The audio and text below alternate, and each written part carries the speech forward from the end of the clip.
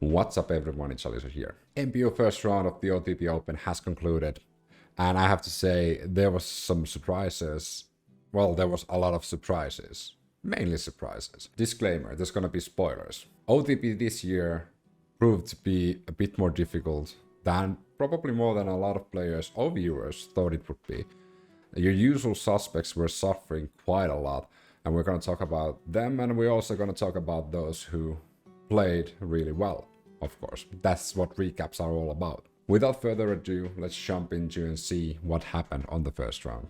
After the first round, the story of the game is the same as in every other tournament. Don't throw bogeys, or double bogeys, or triple bogeys. Isaac Robinson did that the best. -10, bogey free, sitting at number 1 without anyone else tying it. Isaac Robinson has played really well so far in the season, and Isaac Robinson is looking to play another great tournament. He's just so consistent, like his techniques is really good, he has nerves of steel, and everything seems to be clicking for Isaac at the moment. And if Isaac keeps this up, we know from the past that Isaac can keep the lead when Isaac gets the lead. So it's gonna be a tough challenge for everyone else to play without any mistakes, while Isaac is just going to do the same thing he did on the first round, -10 bogey free. If he shoots -10 every round, that's gonna probably be enough for a win. Tied for second, we have 3 players. We have Gannon Buhr, usual suspect in the top. This course suits Gannon Buhr really well, because you have to have that distance. And also, if you're on the edge of circle 2, you need to make those putts. And Gannon Buhr has both of those abilities, throwing really long shots from the tee and also make long putts. So Gannon Buhr sitting on 2. Isaac can't take it easy.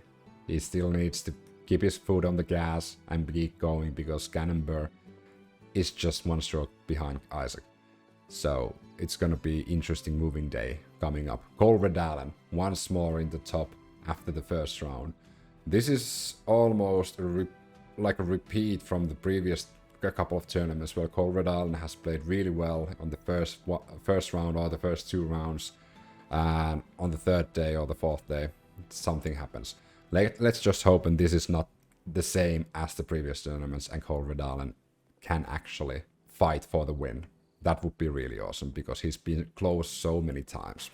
Chandler Kramer. Many would think that this is a surprise seeing Chandler Kramer in the top, but I don't see that. Like, OTB is a good course if you have a great sidearm, and Chandler Kramer is arguably one of the best sidearm players on the MPO side, so it's no wonder seeing Chandler Kramer in the top.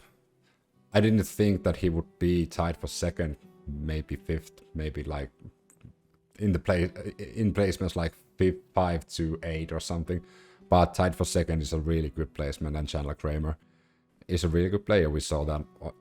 We've seen that in the past, that Chandler Kramer can play. So, and the course tutors towards sidearm players.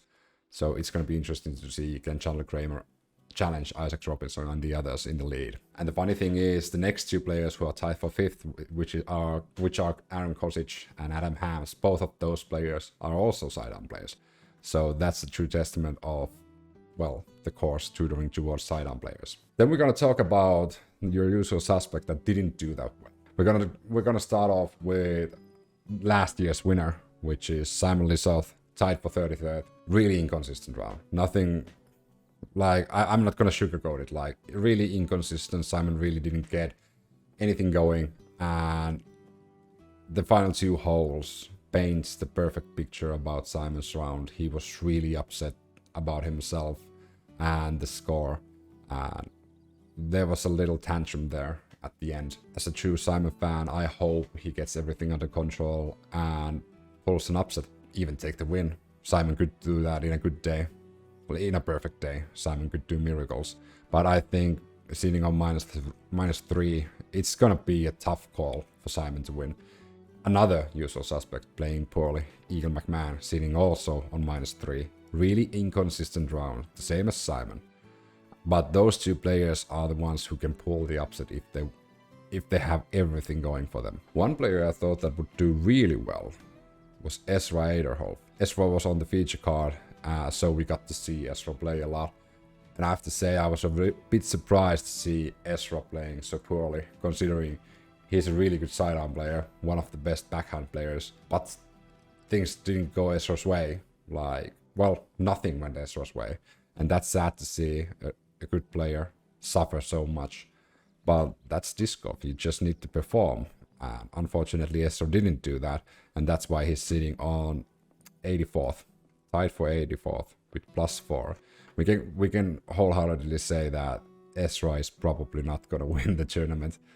But I hope he gets a couple of good rounds and manages to get like in the top 20. Calvin Heimburg. Unusual for him. He's tied for 23rd. -4.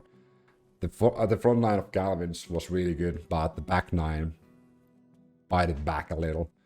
And that's the reason why Simon is sitting at the -4 at the moment. But -4 versus -10, there's only 6 strokes between them. And Calvin is at the moment the best MPO player in the world, so he could just flip the switch as he has done in the previous tournaments, and all of a sudden he's again in the top 3. So you can't count Calvin outside of the battle for the win yet. But that was the first round. Moving days tomorrow. Remember to subscribe, hit the bell notification button so you get notified when I upload new videos. Like the video as always, comment down below who's gonna take OTB. Is it going to be Isaac Robinson, Gannon Buhr, the Prodigy boys, or is it going to be someone else? Maybe Simon and Eagle will come from behind and take the win. That would be really, really cool. Unlikely, but cool. There's going to be a couple of interviews. As always, thanks for watching. See you guys after the next round. Joined here now by Simon Lizotte. Simon, you showed a lot of emotion today during the round. You mentioned a few, but just go over the round in general. How did that go out there? I think this might be my first live interview after a semi-optimal round, so I gotta watch out what I say here. It's one of those days where, you know, you're so close to being really good, and sometimes really close can be just so frustrating and not rewarding in any way. It's a game of inches. I mean, we've heard it all before, but man, it could have just as easily been a 10+ under par. And it was 3 down at the end. It felt like worst case scenario. I went into the round feeling so happy and like I had a great mindset, and I knew like nothing was going to bother me. But then these like little things kept adding up until hole 17. And I was just like, screw this, man. Sometimes it just, you got to let something out. Well, I know that there's some days where the disc just feels good coming out of your hand, and those are fun days at disc golf. For the first bit of the course, it looked like that was the case for you. Were you feeling like the disc was at least coming out okay? Yeah, I was throwing really well, and you know, disc golf is it's a game about feelings. Like even if you miss a putt sometimes, but it feels good, it can still help you for the next putt or the next round, whatever. And even the putts I missed on the front 9, I felt like, man, those were good putts. I was happy with them, even though they didn't go in. So I was just like trying to build on that feeling of still feeling good but not scoring. But yeah, I just couldn't. Sometimes you just can't turn it around. I mean, I tried everything. I thought I had the right attitude today, but 17 hurt. We'll see how it goes tomorrow. Maybe better luck. Well, you hear it week in and week out, players making mistakes and saying, oh, I'll learn from this and I'll move forward and be better next time. Was a round like this something that you can learn anything from at all? Not really. I guess it's a good practice for just mental strength and be staying positive. Yeah, you know, I've had similar rounds where every inch goes my way instead of not my way. So you just, sometimes it's not your turn, and I'm okay with it because it's been a lot of my turns recently. So I'm okay. Well, I saw you at the Buffalo Wild Wings last night. You got your food faster than me, which is unfortunate. But what's the plan for tonight going into tomorrow's round?